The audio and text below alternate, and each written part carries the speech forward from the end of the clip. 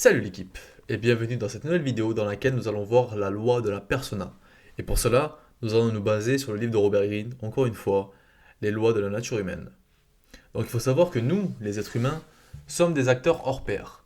On apprend dès notre plus jeune âge à obtenir ce que l'on veut de nos parents en adoptant certaines expressions attirant la sympathie ou l'affection. Nous apprenons à dissimuler à nos parents ou à nos frères et sœurs ce que nous pensons ou ressentons pour nous protéger dans des moments de vulnérabilité. Nous parvenons très bien à flatter ceux dont il est important de se faire bien voir, les camarades jouissant d'une grande popularité ou les enseignants par exemple lorsque nous étions enfants. Nous apprenons à nous intégrer dans le groupe en portant les mêmes vêtements et en parlant le même langage.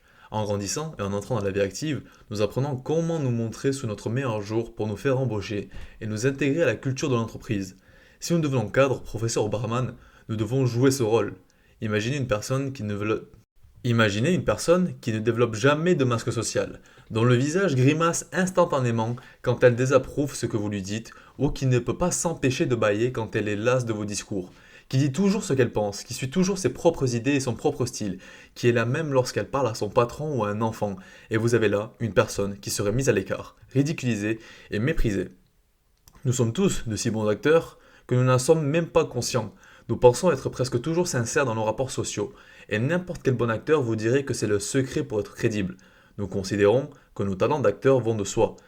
Mais si l'on veut les voir à l'œuvre, il faut essayer de nous observer lorsque l'on est en contact direct avec différents membres de notre famille, avec notre patron, avec nos collègues de travail, avec nos amis. Vous allez vous voir modifier subtilement ce que vous dites, le ton de notre voix, nos mimiques faciales, bref, l'ensemble de notre langage du corps, et on va s'adapter à chaque interlocuteur en fonction de chaque situation.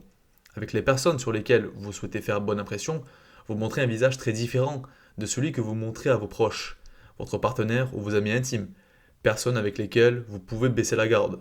Vous faites cela presque sans y penser. Au fil des siècles, différents écrivains et penseurs, nous dit Robert Greene, ont été frappés par la dimension théâtrale de la vie sociale. Et d'ailleurs, la citation la plus célèbre de ce domaine vient de Shakespeare, je cite: Le monde entier est un théâtre, et les hommes et les femmes ne sont que des acteurs. Ils ont leur entrée et leur sortie. Un homme, dans le cours de sa vie, joue différents rôles. Fin de citation. Si les masques ont toujours été associés au théâtre et aux acteurs, des auteurs tels que Shakespeare laissent entendre que nous portons tous constamment des masques. Certains individus jouent mieux la comédie que d'autres. Des êtres infâmes, des traîtres comme Iago dans Othello, sont capables de dissimuler leurs intentions hostiles derrière un sourire sympathique et inoffensif. D'autres savent agir avec assurance et audace, et deviennent souvent des chefs, voire des leaders. Les individus possédant des talents d'acteurs hors pair savent davantage naviguer, gérer des environnements sociaux complexes et grimper dans l'échelle sociale. Même si nous sommes tous des acteurs, paradoxalement, nous vivons comme un fardeau cette nécessité de jouer la comédie. Nous sommes les animaux sociaux les plus puissants de la planète. Pendant des centaines de milliers d'années, nos ancêtres, chasseurs-cueilleurs, n'ont dû leur survie qu'à la faculté de communiquer constamment les uns avec les autres par des signaux non verbaux. C'est la raison pour laquelle, avant même l'invention du langage, le visage humain est devenu peu à peu si expressif et notre gestuelle si élaborée. Le langage du corps est profondément ancré en nous. Nous désirons sans cesse communiquer nos sentiments et en même temps, nous devons les masquer pour préserver un fonctionnement social optimal.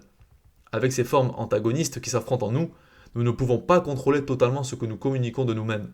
Nos sentiments réels ont des fuites. Ils ressortent forcément sous forme de gestes, de ton de la voix, d'expressions faciales et de postures. Par contre, nous ne sommes pas entraînés à prêter attention aux signaux non verbaux de nos semblables.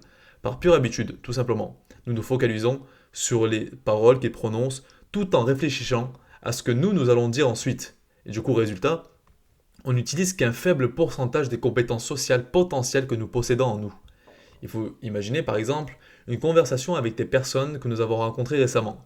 En portant toute notre attention sur les signaux non-verbaux qu'ils émettent, on peut capter leur humeur et leur renvoyer en miroir, induisant ainsi chez elles une détente inconsciente de notre présence.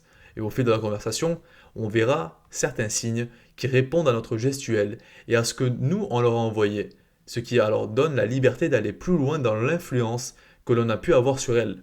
De cette manière, vous pouvez approfondir le lien et gagner à votre cause un allié précieux. Et bien sûr, inversement, imaginez un interlocuteur qui presque immédiatement vous manifeste des signes d'hostilité. Vous êtes capable de voir ce qui se cache derrière ses sourires contraints et fins, de percevoir les lueurs d'agacement qui traversent son visage et les signes de gêne subtils en votre présence. Après avoir enregistré tous ces signaux en direct, vous pouvez ensuite vous désengager poliment de la conversation et rester vigilant à l'affût d'autres signes d'intention malveillante. Vous vous êtes certainement épargné un conflit inutile ou alors un vilain acte de sabotage de sa part vis-à-vis de vous. Pour pouvoir être apte à repérer de tels signaux, il faut d'abord commencer par affûter notre sens de l'observation. Lorsque nous étions enfants, nous étions quasiment tous de fins observateurs. Parce que nous étions petits et sans défense, notre survie dépendait de notre capacité à décoder les sourires et les intentions de notre entourage. Nous étions souvent frappés par les démarches étranges des adultes, leurs sourires exagérés et leurs manières affectées. Nous les imitions pour nous amuser. Nous étions à même de sentir que quelqu'un pouvait être menaçant à travers son langage corporel. C'est la raison pour laquelle les enfants sont si redoutés des menteurs invétérés, des faux artistes, des magiciens et des imposteurs. Ils voient tout de suite ce qui se cache derrière la façade. Puis peu à peu, à partir de l'âge de 5 ans environ, cette sensibilité se perd. Nous commençons à nous préoccuper de nous-mêmes et de l'image que nous donnons aux autres. Dites-vous qu'il ne s'agit pas ici d'acquérir des compétences que vous ne possédez pas, mais plutôt de redécouvrir celles que vous aviez quand vous étiez jeune. Cela signifie renverser lentement le processus, ne plus être autant centré sur vous-même et retrouver cette curiosité et cette attention portée vers l'extérieur que vous aviez enfant. Comme pour toute compétence, il faudra alors faire preuve de patience, car cela revient ni plus ni moins à modifier lentement le câblage de notre cerveau par la pratique, à créer de nouvelles connexions neuronales. Au départ, ne vous surchargez pas trop d'informations, allez-y doucement, visez des progrès modestes mais réguliers. Dans le cadre d'une conversation informelle, il faut se fixer comme objectif d'observer une ou deux expressions faciales qui semblent aller à l'encontre de ce que la personne nous dit et qui nous donnent l'impression et nous donnent des renseignements supplémentaires. Il faut être attentif aux micro-expressions, aux brèves tensions du visage ou au sourire forcé. Une fois que l'on réussit cet exercice simple avec une personne, on peut alors essayer avec une autre en nous concentrant toujours sur le visage. Dès qu'il nous semble de plus en plus facile de décoder les signaux du visage, on se lancera par la suite dans l'étude de la voix de la personne. Et ainsi, on prêtera attention à ces changements d'intonation ou de débit. La voix en dit long sur le niveau de confiance et l'état de satisfaction d'une personne. Puis, on observera les différents éléments du langage corporel, la posture, la gestuelle, la position des jambes. Les exercices et les objectifs que l'on se fixera doivent être simples au début. Il faut écrire nos observations et notamment les schémas que l'on y décèle. Pour pratiquer correctement ces exercices, vous devez être détendu et ouvert à ce que vous voyez. Surtout ne pas se précipiter pour ne pas interpréter nos observations avec des mots. Votre façon d'être engagé dans la conversation, c'est de parler moins et d'essayer de faire parler davantage vos interlocuteurs. Essayez d'être leur miroir, de faire des commentaires en rebondissant sur ce qu'ils viennent de dire pour montrer qu'on les écoute. Ils seront alors plus détendus et mieux disposés à en dire davantage, et laisseront alors filtrer toujours plus de signaux non verbaux. Bien sûr, vos observations doivent être discrets. Si les interlocuteurs commencent à se sentir scrutés, les gens se figent et tentent de contrôler leurs expressions. Des contacts visuels excessifs vous trahiraient. Vous devez avoir l'air naturel et attentif. Et jeter uniquement de rapides coups d'œil à la dérobée pour noter tout changement dans leur visage, leur voix ou leur corps. Si vous observez la même personne sur plusieurs semaines, voire plusieurs mois, essayez d'établir son expression et son humeur de base. Certaines personnes sont naturellement calmes et réservées, et leurs expressions faciales le révèlent. D'autres sont plus animées et plus énergétiques. D'autres encore présentent constamment un regard inquiet, voire un regard vide. En ayant conscience du comportement habituel de la personne, vous pouvez prêter davantage attention aux moindres changements. Par exemple, une expression soudain animée chez quelqu'un de généralement réservé ou un regard détendu chez quelqu'un de nerveux habituellement. Une fois que vous connaissez le comportement de base d'une personne, vous percevez beaucoup plus facilement des signes de dissimulation et de confiance chez elle. Le général romain Marc-Antoine était de nature joviale, nous dit Robert Greene. Il souriait et riait sans cesse, et n'arrêtait pas de taquiner les autres.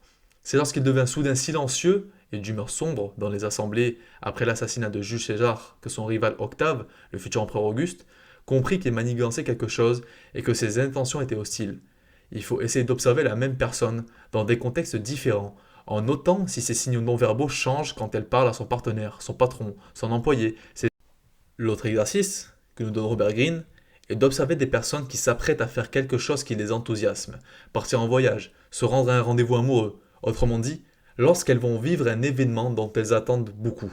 Remarquez la manière dont leur visage et leur corps anticipent cet événement, comment leurs yeux sont plus largement ouverts, comment le sang leur monte au visage pour l'animer davantage.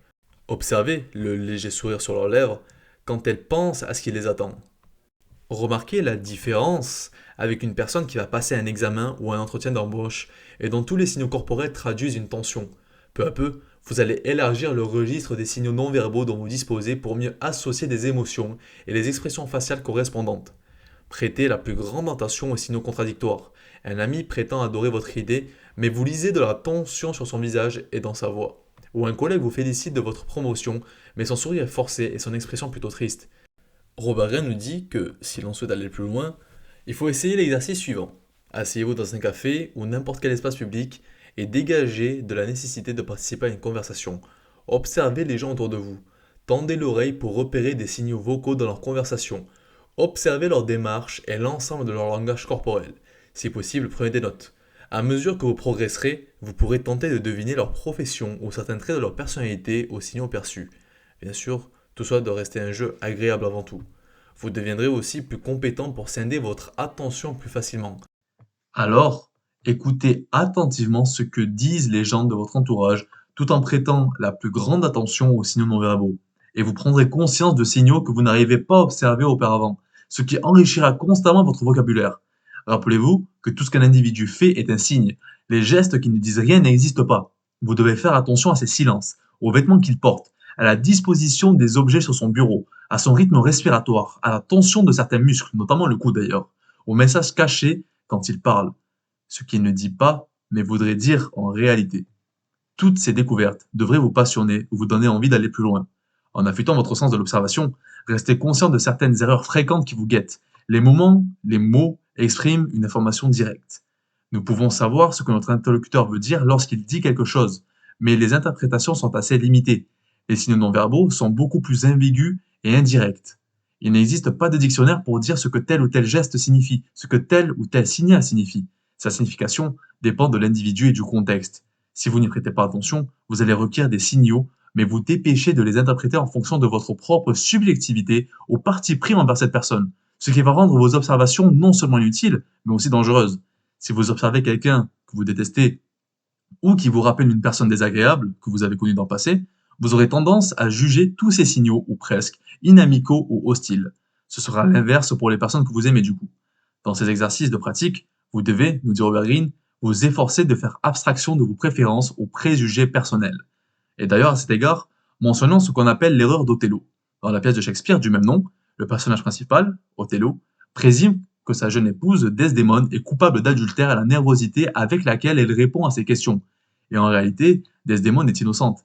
Mais la nature agressive et paranoïaque d'Othello, ainsi que ses questions intimidantes, lui font peur et la rendent nerveuse. Ce que son époux interprète, lui, comme le signe de sa culpabilité. Alors que se passe-t-il dans ce type de cas? Eh bien, en fait, on perçoit certains signaux émotionnels émis par notre interlocuteur, donc ici la nervosité, et les attribuons à une cause donnée. Nous nous accrochons à la première explication en accord avec ce que nous voulons voir. Mais la nervosité pourrait avoir plusieurs autres explications, être une réaction temporaire à l'interrogatoire auquel nous sommes soumis ou aux circonstances générales. L'erreur n'est pas dans l'observation, mais dans le décodage.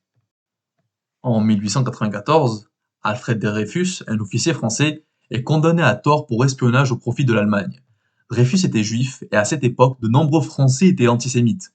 Lorsqu'il apparut en public pour la première fois dans le cadre de son interrogatoire, Dreyfus répondit aux questions d'un ton calme et posé, comme l'exigeait sa fonction, mais qui traduisait aussi ses efforts pour contenir sa nervosité. Une grande part de l'opinion publique prétendit qu'un homme innocent aurait protesté vigoureusement. Son comportement fut alors considéré comme le signe de sa culpabilité. Gardez à l'esprit que selon leur culture, les gens vont juger tel ou tel comportement acceptable et tel autre totalement inacceptable. C'est ce qu'on appelle les règles d'expression. Dans certaines cultures, les gens sourient moins ou communiquent davantage par le toucher, ou leur langage accorde plus d'importance à la hauteur du ton de la voix, qu'il soit grave ou aigu. Alors tenez toujours compte du milieu culturel de vos interlocuteurs et interprétez leurs signaux en conséquence. Dans le cadre de notre pratique, il faut essayer d'observer vous-même, de noter quand votre sourire est hypocrite ou de quelle manière votre corps exprime la nervosité, par notre voix, le tapotement de nos doigts sur une surface, le tortillement d'une mèche de cheveux, le tremblement de nos lèvres. Il faut prendre conscience de votre propre comportement non verbal, et alors on sera plus réceptif aux signaux des autres et on imaginera plus facilement les émotions associées aux différents signaux. Cela permettra aussi de mieux contrôler notre langage corporel, ce qui est fort précieux pour jouer le bon rôle social. Et enfin, À mesure que vous développerez votre sens de l'observation, vous noterez un changement physique en vous et dans vos relations avec les autres. Vous deviendrez de plus en plus sensible aux variations d'humeur de vos interlocuteurs et saurez même les anticiper en ressentant à l'intérieur de vous quelque chose de ce qu'ils ressentent eux.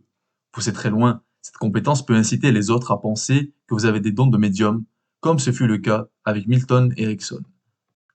Et c'est déjà la fin de cette vidéo. Merci à vous pour votre écoute et à très bientôt. D'ailleurs, dans la prochaine vidéo, nous continuons avec cela en parlant des clés du décryptage du langage non verbal.